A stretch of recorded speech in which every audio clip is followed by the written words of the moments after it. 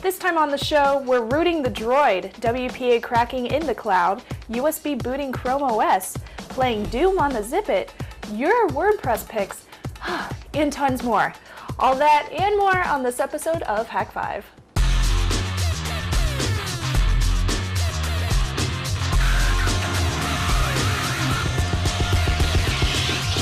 This episode of Hak5 is brought to you by GoToAssist Express, Nokia, and Domain.com. Got a great idea? It all starts with a great domain. Hello, welcome to a festive holiday edition of Hak5. My name is Darren Kitchen. I'm Shannon Morse. Alright, I'm not going to wear this for the rest of the show. Why not? It was so cute. It actually matches a little bit. Does it really match? Right? Yeah. Okay, well, because I'm David today. I don't know if you can see that in the HD you're version. You're festive and very American. Thank you. I don't know, it feels like that kind of a day right now. It is. We have the Christmas tree up. We have presents under the tree just for Darren, nobody else. The porcelain cock's behind you. The porcelain cock. I mean, what more could you want? Yeah. And it's raining out, and we're just kind of one of those days. No snow. Where's all the snow? Don't wish for snow. But I like snow. You know. I have my snow boots on. I'm ready for snow. Did you just high kick the camera? That's awesome.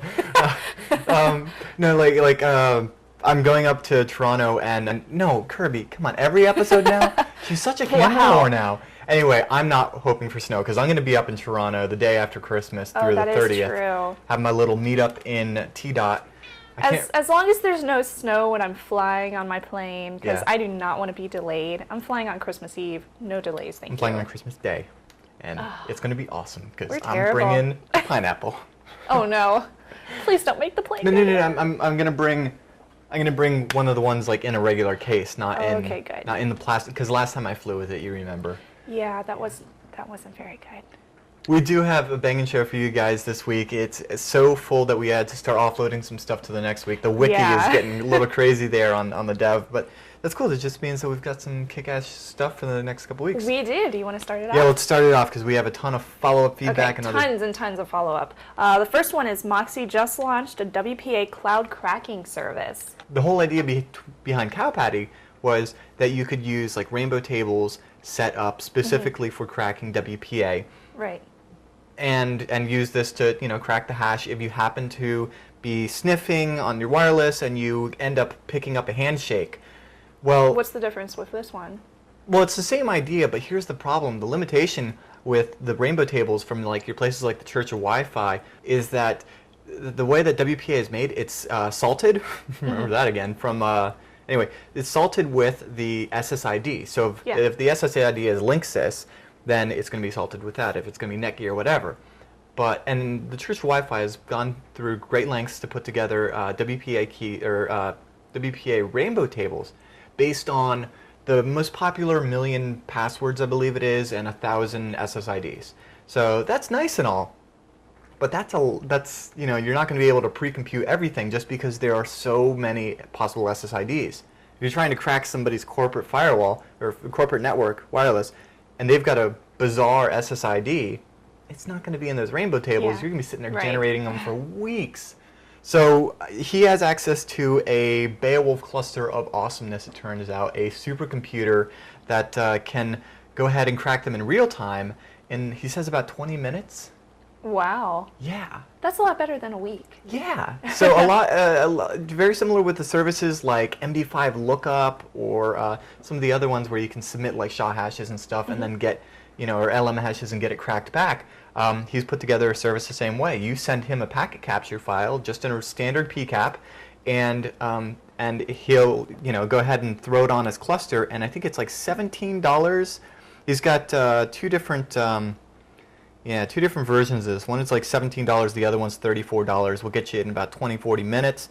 It tries a dictionary file of 135 million words. Wow. Yeah, that would take a regular desktop about 5 days, but his can do it in about 40 minutes. It's a 400 CPU cluster, and it just sounds awesome. So yeah, this sounds pretty cool. I can't imagine how many like PS3s it is like stacked up or whatever it is. So I can see if actually we can get him on the program because I'd love to talk to him about that. But, that's a good idea. So if you've got like the hookup, email me. Also, one of the problems that came up of not doing your DNS via your SOCKS proxy is that they can still do a DNS poisoning and send you off to someplace bad. Yeah, we did talk about that last episode. We were talking about the Firefox. Want to configure it so that your DNS goes through it as well. And it didn't occur to me. Because sometimes I don't think Black Hat enough. You're such a good-hearted person. I don't know. No. Maybe. Ask the TSA. But I don't know. That's an important point because somebody could potentially say, "Oh, you're looking for the DNS of bankofamerica.com." Yeah. Sure. I was like, I don't go anywhere bad, but yeah. You know, if I wasn't looking carefully enough, how would I know? Yeah, it's not even that. I mean, they could like send you to a site that even is the site you're going to, but also like add something to it, like a little JavaScript that does a little key logging and sends it back somewhere. I mean, was it Oh God, I can't remember the name of the JavaScript framework that does it. Somebody emailed me about that because, oh my gosh, we need to talk about this. Saw it at ShmooCon last year. Coolest thing ever. JavaScript, man in the middle, key logging. Just okay. So what else do we have here? So what's going on with what's it called, MDD? Yeah, Mubix emailed us about this, and we have to give MDD a moment of silence. Why? Oh, because they are no longer. MDD takes a bow, and you guys remember MDD? What is it? Mantex memory dumper, or DD. That's basically awesome tool for capturing an image of what's in RAM on a computer, and unfortunately it is no longer being supported. We talked about it in season 4. Fun forensic stuff. That is sad. I was actually a big fan of this one with some other people like WinDD. The authors are saying, hey, well, go check out WinDD because, you know, that works as well. Okay. But farewell, MDD. Also, oh, sorry, I was totally going over you right there. No, whatever. We collided. There was a SHA-1 collision there. Like a bam. You're so weird. I'm so dorky and hyper right now. That's okay. It's all that chocolate you were eating. What's that chocolate? It was a protein chocolate bar. It doesn't taste like chocolate. It wants to be like. I don't even want to get into it. Okay. Personal health has been interesting. WordPress. We got tons and tons of info about different WordPress programs that you can use to make your own themes. So a couple of them was Paja recommended the Turnkey Linux Virtual Appliance at turnkeylinux.org/WordPress. So that was the first one. And then Jetpacks and Roller Skates. That sounds familiar. Yeah, you know those cartoon characters you see at the intro of the show? Huh. Yeah. I wonder why. Anyway, he points out that Starker's theme, Naked WordPress, that's a good one to use. And then Colin Napier recommended Artisteer.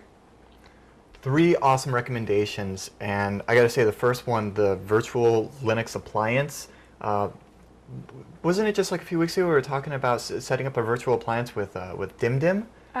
Same idea. I think so. Yeah, it was like bam, and so I was talking about, oh yeah, install XAMPP or WAMPP to get yourself, you know, Linux, PHP, Apache, WordPress, all the stuff you need. This is just a virtual machine. You just bam, throw on VirtualBox, import, nice. Done. And Artisteer, I went to their site and checked it out for a little bit, and it looks pretty cool, and there's a free demo, so I'm thinking maybe do a couple of reviews in the next episode or something. Yeah, I think that's a great idea. It looks a little expensive. What did they say here, purchase? It's... Yeah, but there's a free demo. So $50 for the home and academic version, or $130 for, you know, the real one. But the $50 one will export what you create into a WordPress theme. So it's a nice idea of doing a little drag and drop with a GUI and not having to do any code. Does sound pretty nice. It's like GeoCities back in the day when they did that site uploader type thing. Ooh. You could just move stuff around on your site. Oh, and a moment of silence for GeoCities. Farewell. Yeah. Brings me back to my days. AngelFire, baby, that's where it was. Oh, yeah. You had to cross-link your AngelFire to your GeoCities because all the pictures wouldn't fit on one. So what do you say? Let's wrap it up and get right into playing Doom on your Zipit, rocking out your Droid, and what else? Chrome on your EPC, installed USB, all sorts of goodness. All right. Guys, and your questions at the end of the show. So yes, jam-packed, but we do have to thank our awesome sponsor, GoToAssist Express. When it comes to providing my users with technical support, my days of flying blind are over. I don't even bother if I can't see their desktop and interact with it. So I convinced my employer to get me GoToAssist Express by Citrix. Now when I take a call, I can instantly connect to their desktop and fix the problem in no time. And I don't need to worry about a whole lot because it's 128-bit secured end-to-end. I don't need a fancy firewall or fancy VPN, just a web browser will do. So it reduces my travel costs, it doesn't waste my time, it doesn't waste my users' time, so they can get back to work, and they don't even need to be at the computer for me to fix their problem. If it's not severe, I say, hey Jan, go take lunch. When you come back, your computer is going to be as good as new.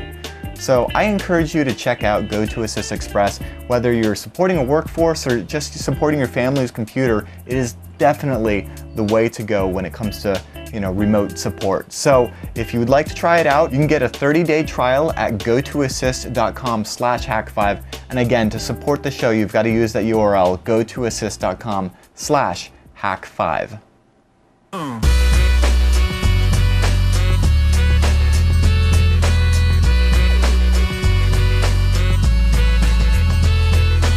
What could be more fun than unlocking a Zipit and running Linux? Unlocking a Zipit, running Linux, and playing Doom! Because it's not a real hack unless we're playing Doom, right? You have to put Doom on everything. Ask Paul in season 2. Even my crap. Yeah? Yeah. Have we quit doomed touching enough? my toys and things. Well, Don't touch my I iPhone. Zipits. If you put Doom 2 on my iPhone, I'll be pissed because it's already on like my DS Doom 2 and on my the old Droid, cell come on. phone. And do you have it on your Droid too? Yeah. It's not a real. It's a a coming of age thing. Like a device isn't a real device until it plays Doom. All right. Well, yes, you can put Doom on here, and if you want to, I'll show you how. Sweet, because we tried last time. Segmentation faults. Figured it out. What's the special sauce? PR Boom is the special sauce. All right. It's this Doom source port for Windows, Mac, and Linux. Lucky for us. Yay! Nice. And to get it, you just have to hit Start X to get into Fluxbox, and then hit apt-get install PR Boom to install PR Boom into Fluxbox on your Zipit. That is so much easier than the crazy bin files we were working with last time. Super easy. Yeah. Once you have this thing running Linux, like installing anything is a breeze. Well, it's Debian, and we love apt, but we hear that Yum is nice too. But anyway, don't email us about that, please. So PR Boom comes with free Doom. It's a free and open source Doom 2 iWad. iWad. That's such a silly word. It's important.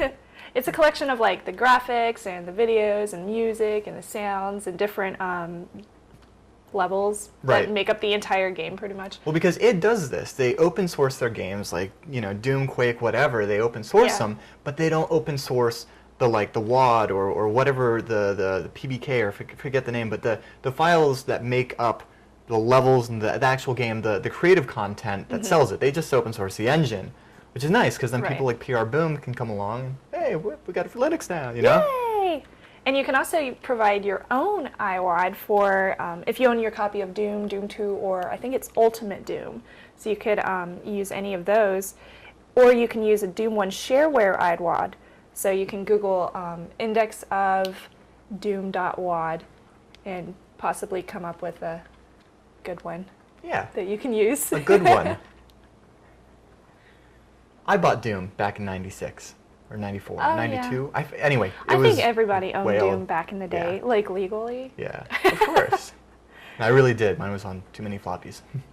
So how do we actually get it set up now that we've got it installed? How do we play? Well, you do need to change the width and height so that you can see everything. So you change it PR Boom, tac width 320, tac height 240, which is pretty much the size of this guy, the screen size.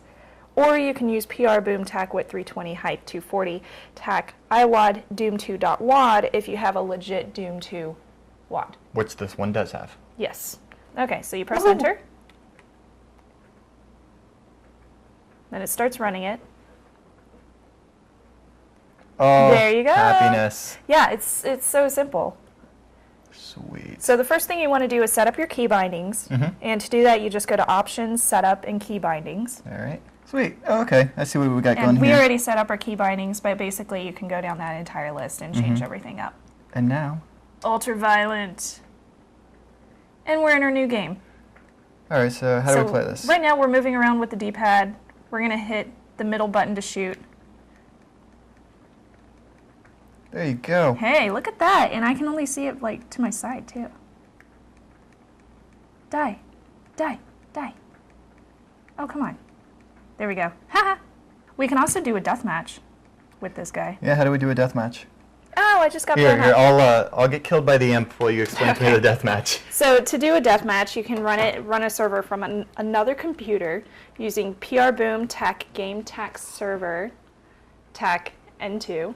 Okay. Or however many. The 2 stands for however many players you want to have playing the game together. So we just stuck with 2. And then to connect to the deathmatch server, you put PRBoom TAC width 320, height 240, and then TACnet in this server's IP address. There we go. And this is where it gets a little tricky. Right. Yeah. This is something that I was not anticipating. You're gonna have to take this from me because I will seriously finish that level. Turns out, as we develop with the Zipits, we've got a couple laying around the house here that we're working on, and ran into an interesting problem when we start trying to do some fun networking with them, and that is that they all have the same MAC address, and that is, I believe, built into the firmware, that the Libertas file that we move over in, the unlocking process. So I've gotten around that just by on boot up every time we config to get to the wireless and everything, just running an ifconfig on eth1 with HW space ether space and then an IP address. So, just 6 bytes separated by colons. So, I've got like 00:1 through 00:02. Anyway, so that's the command that I've been using to make sure that they don't all have the same hardware address, because before I did that, I had some interesting packet adventures with the router where things were just not going the right way. Anyway, that's how I've been getting around that limitation. So if you do have more than one, or, I just realized PRBoom, we can do it. It's obvious, it's just TCP/IP to do the deathmatch. If you have a Zipit and you put PRBoom on here and you have a Doom 2 WAD, email us, because I would love to try doing a VPN PRBoom deathmatch. Or on the server. Ooh, that does sound fun. Okay. So as Shannon destroys some imps, let's go ahead and find out about this week's trivia. You guys remember last week's trivia question was, released by the OpenBSD team in October 1999, OpenSSH claims to be the free and more secure alternative to what proprietary software? This was correctly answered by Somkin, who writes, SSH. I know, right? Proprietary. It's crazy. I think of SSH as being open, but rich, interesting history if you were into rich and interesting history with computers, which I'm such a dork that I am. So I'll link up the Wikipedia stuff that has a great write-up on it. But this week's trivia question, and Sumkin will be receiving Pronobo's album 0 = 1 = everything. This trivia question this week is for Ashley Schwartz's movie Hackers Are People Too, awesome DVD, and the question is, Philip K. Dick's novel, Do Androids Dream of Electric Sheep, served as a loose plot basis for what 1980s science fiction film starring Harrison Ford? Of course, send your answers to trivia@hak5.org. You can't answer it right now. But I know it! I just finished that book and I loved it! Yeah? How was it? It was so good. So good. Love Another it. one of your not... Total sci-fi classic. Not Dead Tree books? Or was this a Dead Tree book? It was not a Dead Tree. Nice. It was a Kindle book. Hey, PDF. Kindle tip for the holidays. Don't bother trying to buy someone a Kindle ebook as a gift, because you can't. And if you think you can buy an Amazon gift card and just give it to them and say, here, buy the book that you want to get, you can't. You can't buy Kindle books with e-cards or e-gift, Amazon crap to crap. You know what you'll have to do? Yeah. Just find the book in PDF form. Oh, hey, we're not encouraging anything shady. Nope. But You can buy them in PDF form, though, sometimes. Oh. Huh? Okay, cool. Huh? Wink, wink. All right, and you can buy your MP3s with rubles. That makes But with all sense. of that, let's remind you guys that this show is brought to you by the fine people at domain.com. You don't have to be a zombie-killing space marine to get a great domain. In fact, just for being a kick-ass Hak5 fan, you get 15% off your order at domain.com. They've got .com names for less than $10 a year, hosting for $6 a month, and killer VPS hosting plans. Remember those SSH tunneling tricks we did last week? Yeah, that's the power of root access, baby. And with Domain.com's virtual private servers, you get just that. A hardcore server with your very own shell to bash, dedicated resources, and cPanel or Plesk web management tools to get your Linux or Windows server on without the hassle. So whether you're a pixel-shaded demon slayer looking to make your message stand out, or a network guru looking for some serious cloud action, check out Domain.com. And they're not looking to push you with upsells you don't need. In fact, they want to hear feedback from you. Yes, you, the packet-loving Hak5 fan. So tweet them your thoughts at Domain.com and save 15% on your next order when you check out with coupon code HAK5. Got a great idea? It all starts with a great domain. Domain.com. So a couple of weeks ago, Darren talked to us about how to get Chromium working on your machine via a virtual machine. But this week, he's actually going to show us how to use it via a USB flash drive. There we go. Ooh. We're going to boot it from the bare metal, Sweet. as it were. I'm so excited! Yeah, so first thing we need to do is plug the cat in via USB and then flash its memory. Flash the memory. Whoops. Oh! That's not how I wanted that to go. She's all right, though. She lands on all four. The internet and I had words about the cat earlier, and the internet won. Chrome OS is awesome and fun to play with in that VM, but it's not really the best experience, and I just really wanted to get it done in my my EPC here, the old original 701. That's still working. Still rocking. Yeah, I can seriously like drop this right off the side, just be like, whoop. Oh well. I really did that, and still booted. No problem. I love solid state. And in fact, Google has actually said, hey, Chrome OS is made for solid state netbooks. Oh, so really? that you can toss them on the floor like I just did. Nice. Very cool. Okay, so how do we get this working? Well, you basically just need to download the torrent that you will find in the show notes to get a build of Chrome OS that is specifically designed to be booted from USB. Okay. And once you have that, just extract it. And I actually have all this set up here. And what you'll find is that you've got, when you extract the zip, you will end up with a Win32 disk imager, a README, a couple of DLLs, and what's important, a Chrome OS image file. Now we're going to be doing this in Linux because I gave up on Windows a while ago, and basically what we're going to do is screw the disk, the WinDD with disk image or whatever. We're just going to use DD to write this over to a USB drive, and then we can boot our PC off of it. Now, this is not going to work for this demo, but I've already done it with this one, but I'll go ahead and show you up to pressing enter on the DD command anyway. I'm just going to use one of the USB drives you pick up CES or whatever. And because there's like 20 of them. Yeah. So in Ubuntu, you go over to System Administration Disk Utility. And what you want to find out here is what the address or what the path is to your flash drive. And I'm actually going to go ahead and delete this. I've already deleted it. Good. So what I find out here is that the flash drive is /dev/sdb, as opposed to my hard disk, which is /dev/sda. I do not want to run this command with sda because I would not have a very happy computer afterwards. So basically all we have to do after that is run dd with if equals for input file, and then we want to choose the Chrome_os.image, and of equals, and in our case it's going to be /dev/sdb. And if this were a USB drive of 3 gigs or more, this would work. This is a 512 meg, it's not going to. Oh, okay. Yeah. I actually ended up doing this on a 8 gig SD card, works flawlessly, and once you've run this command, you basically just sit there and wait for it to image the file over, pop out your USB drive when it's done, unmount it and all that stuff. Pop it on your laptop, whatever you got, boot it up, and bam, there you are. That's it? Chromium, login screen. Yeah, that's it. That's all you had to do. That's really easy. Yeah. Okay, if you're interested cool. in doing it in Windows, you can do that as well. Links in the show notes, all that fun stuff. Well, I like the Linux one. It's easy. Yeah, I thought so too. And there we go. We got Chrome OS. I mean, the resolution isn't set correctly for the EPC here, but it's close enough. That's okay. When you log in, you have to use your Gmail info, right? Right.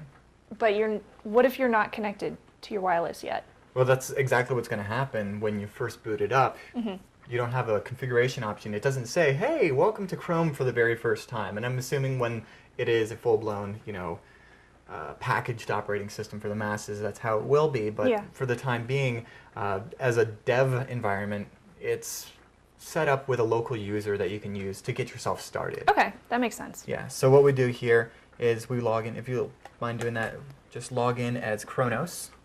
The password is password. Okay, so here we are, and we can log into our Gmail and we can do all that Yay! other fun Chrome OS stuff. So what's the difference between this one running off the USB via the virtual machine one? Obviously, it's going to be faster on here. The main difference here is, that I've noticed, is that we can actually get to the terminal.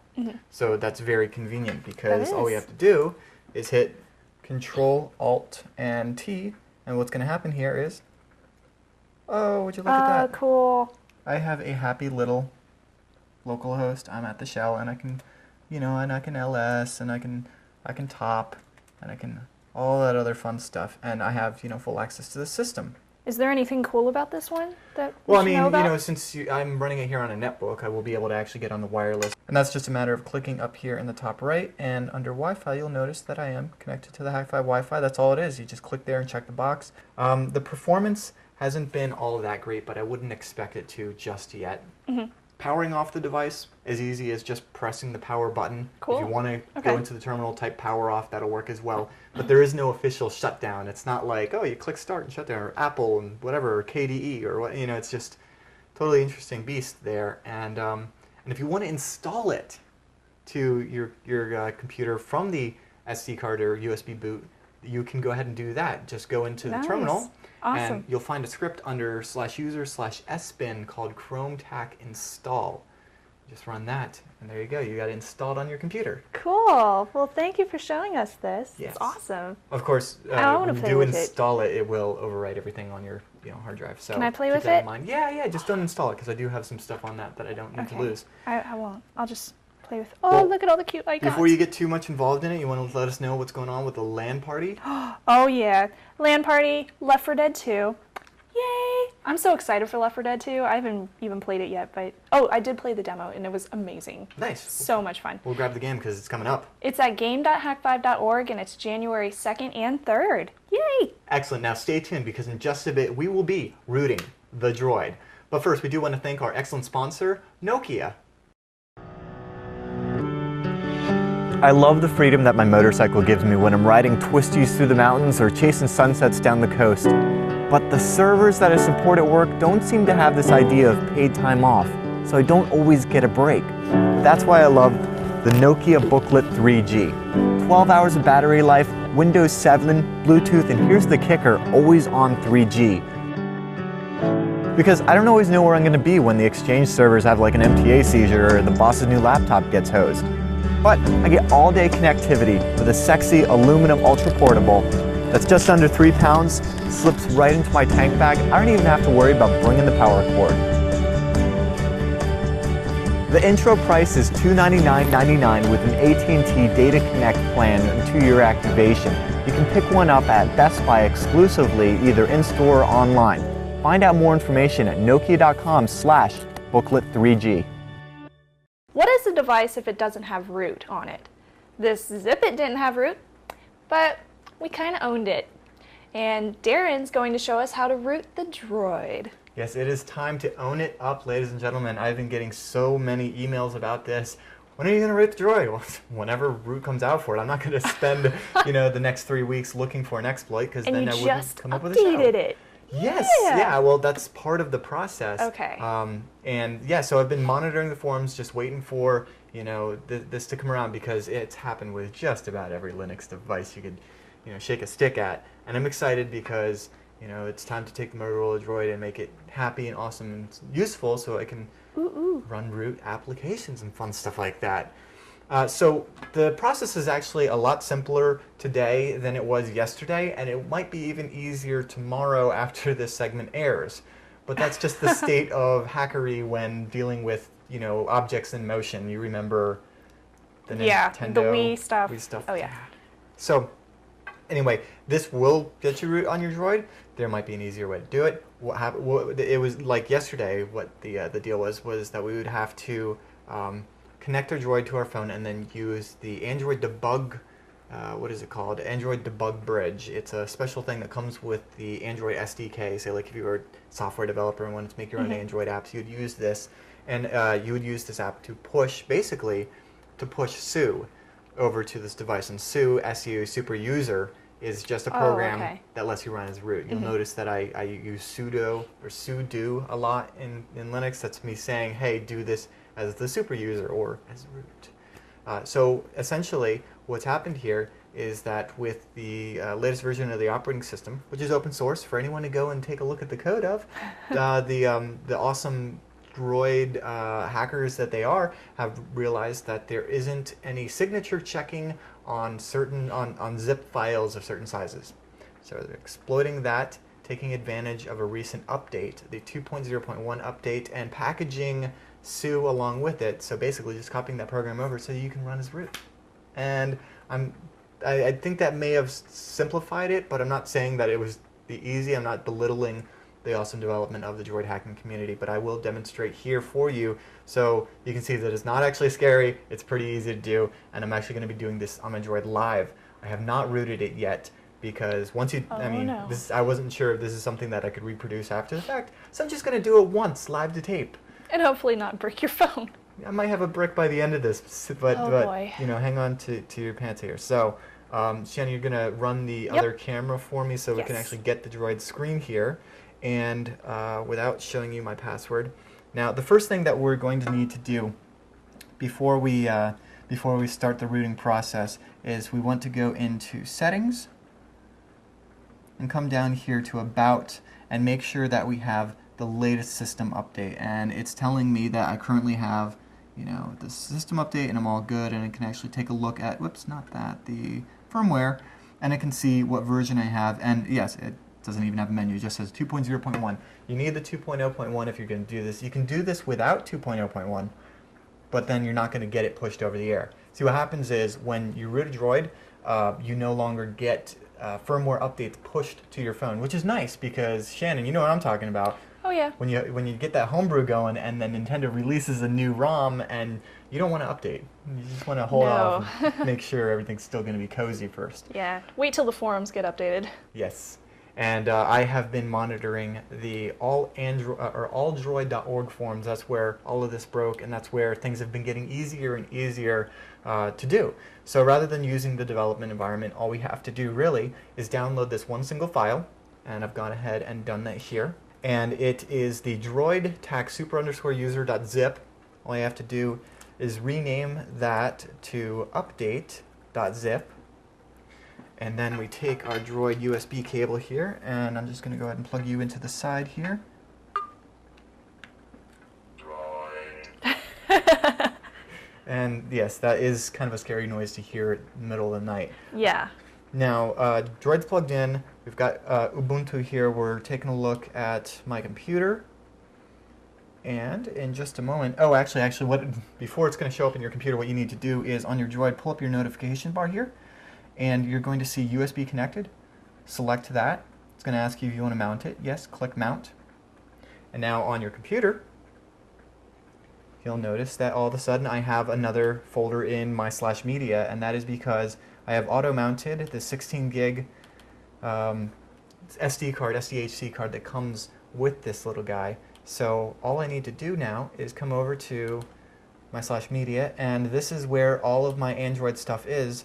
That is my Android, so I actually just need to copy the update.zip over to /media / in my case it's 119C yada yada. It's going to be different for yours.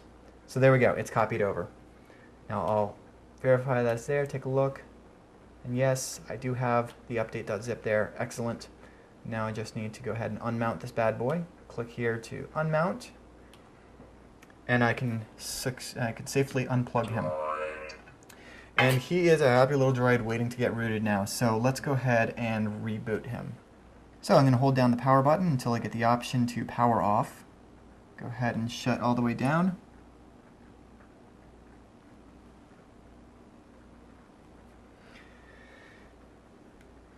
And now I will turn him back on, but this time what we need to do is hold down the physical X button on the keypad while pressing the power button. So I'm holding down X. Yes. I'm pressing power. Okay, and I've got the icon here. I can let go of X and power. And at this point, I need to hold down the volume plus and the camera button at the same time.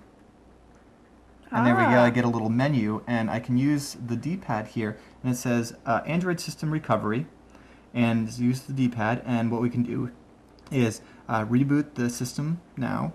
We can apply the SD card file update.zip, we can wipe the data, or we can wipe the cache partition. We just want to choose apply SD card update.zip. There we go. We are applying the unofficial update now. This is unsigned code from the community, the awesome community it is. Install complete. Install complete. Hooray! That was quick. Okay, and now we just want to come down here and choose Reboot the System now. We'll hit OK. And little droid here should start rebooting. This is a good time to have some wine after the flash, not before. The people in the chat room are yelling brick. That's not very nice. If you ever want to join us in the live chat, that is irc.hak5.org, #Hak5 or #Hakhouse, and you can watch the stream live at hakhouse.com. Oh, it does look like a Cylon. Oh my gosh.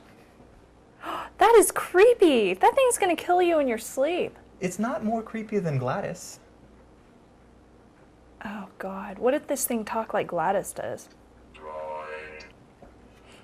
Alright, I'm just going to log in here. And all of my icons are gone. Uh-oh. I'm just going to give it a minute. Hey, all my icons are back. Alright. And I believe I should be able to just come over here to a terminal now. Oh wait, that's my SSH client. Yes, I know people. I installed way too many. Oh my gosh. So I've got a terminal emulator here that has just force closed on me. Excellent. This is the fun of live to tape. I think that's the only terminal I have. Let's see, terminal emulator and force closed. Okay, we're going to take a quick intermission while Darren downloads a new terminal emulator and hopefully his phone isn't broken. Alright, I've taken a quick break to download a better terminal emulator than the one that was crashing on me. Surprisingly, its name is Better Terminal Emulator, and we're going to see just how good it is, because I'm here, and you notice I have a $sign because I'm just my user. I'm going to write Sue. I'm not sure how well that's going to come out. And I get a Sue request that this process would like to run as root, and I'm going to say allow. And oh my gosh! Check that out. Is that a $sign or is that a pound? Yeah, that's a pound. So I can actually if config or IW config. Whoops, IQ config. I need an IQ config right now. Yeah, I'm going to have to figure out what is available to me now. Here's what I do know. I know that I can now download applications from the marketplace that require root access, and that is exciting because there are plenty of those that can do fun things that just regular applications couldn't. I'm not sure what I'm going to really be able to do in the terminal yet, but just means that I haven't more wine. That just means that I haven't done enough research, but you know, I will here soon, because now that I've got root, I'm going to want to start having all sorts of mischievous fun with it. Very cool. Yes. So, hooray, my phone didn't break. Oh, thank God. And I survived, and I'm in one piece, and I have root, and so this means that if you guys have been rocking Android for longer than what have I been on this thing for a week now, yeah, something like email that. me your suggestions for root applications to play with, because I could apt-get, there you go. I don't know if it has apt, but maybe there's another repository of some sort. And the phone just went blank. Anyway, I'll deal with that later. So that is rooting your droid, and I do need to give mad props to the developers that made this happen. That's Imbeam, Xenix Virtue, MJXG, and Kynogen. Cyanogen? One Sure. of those. Alldroid.org is the place to find the details on that as well as our show notes at hak5.org. And yeah, there we go. So we have it rooted. Cool. Yay! All right, I'm as soon so as we wrap excited this for you. show, I am totally futzing with that. Oh my gosh, he's not going to put his phone down. He's going to be like me on his phone. Oh, this is terrible. Oh, right, because you rooted your iPhone as well. Yeah, I did. Oh, now I need to run past WD. Oh yeah, Yeah. You need to get that done. Before I install an ASAP. SSH. Yeah, there we go. That Anyway. was like the first thing I learned how to do. Yeah. Okay, do you want to move on to our question? We have a question do have of one the day. question before we get out of here. This show is running so long. Let's get the question done. The question is, Nicholas wrote in and he asked, well, he did say thank you for all you do. Yay! And his question is, does the Zipit hack work with the original Zipit? I found it to be more cost affordable, but cannot find any specs. Nicholas, that is a good question. And if you can still find an original Zipit, it might be a cost-effective solution for your hacking desires. However, we should point out that it is not nearly as powerful as the Z2, which you can get for about $50. So if you can afford to spring for it, the Z2 is really where it's at. A place that you can find the information about some of the details, the software, the unlocking, and fun stuff like that would be elinux.org/zipit. There you can find the tech details where you will notice that it only has 2 megs of flash, 16 megs of RAM, and a sad 90 megahertz Cyrus processor. I didn't realize that they were still making processors. There you go. It's got a Geary, however you pronounce that, Wi-Fi chip. I'm not sure what that means as far as like injection or anything like that is concerned. But yes, you can actually go ahead and mod it. You can get some software for it. You can unlock it. The full info, all the stuff you want to find out is at elinux.org/zipit. If we had an original, we'd probably hack it here too. But yeah, but who wants to run Doom grayscale? yeah, that's the other big drawback. It's 320 by 240. 4 colors, grayscale. 4 shades of gray. Yeah, So, I like my color. Sometimes hacking is shades of gray. Aww. Oh, okay, I know. I'm going to stop over way ahead. And we should probably get out of here before I finish this. Yeah, we probably should. Slow down. Yes, but don't we have some excellent people to pimp because our friends over at... Rivals? Yeah, it needs to be, Patrick and Veronica versus Darren and Shannon go head to head. We need a crossover show now. We're like, Smash Brothers, that's what we need to do. See if we can hook that up. That would be so much fun. I think we might be able to. That'd be Aww. good. Yeah. But if you guys don't know what we're talking about Techzilla, who has an awesome holiday show ready for you guys, just aired Thursday. What's the deets? The holidays are coming, and if you need some help in what to get, you've got to check out Techzilla's holiday shopping special. Patrick Norton, Veronica Belmont, and the rest of the Techzilla crew have all the tech gadgets that will make your holidays connected and cutting edge. So check out Techzilla episode 118 that came out last Thursday at revision3.com/Techzilla.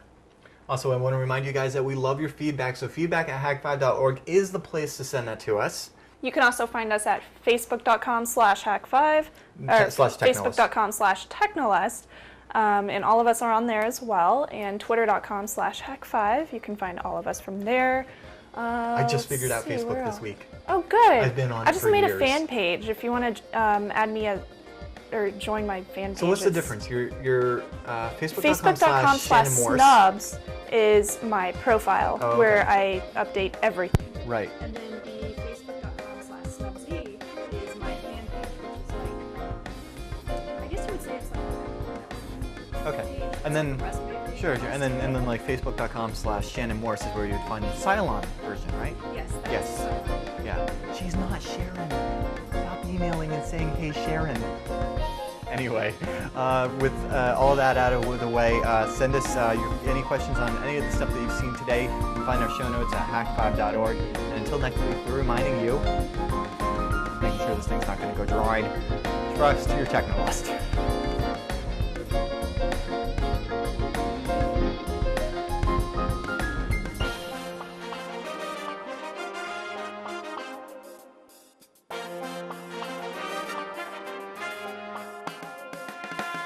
Y'all look so cute in your different colored hats. Don't forget your sandwiches. They make you sandwiches. Pork chop sandwiches.